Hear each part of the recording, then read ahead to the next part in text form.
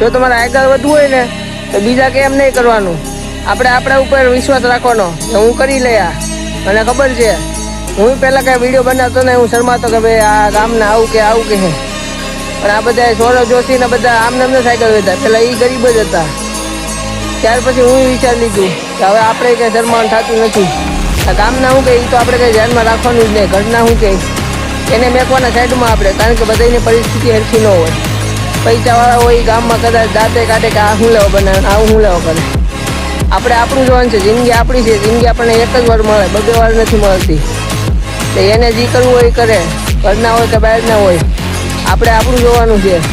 તમને ખબર છે કે હું કરીને સાબિત કરીને બતાવી. અત્યારે ભલે મારે એટલા બધા સબસ્ક્રાઈબર નથી, એ થોડાક જ છે, 70 જેમ આજુબાજુ.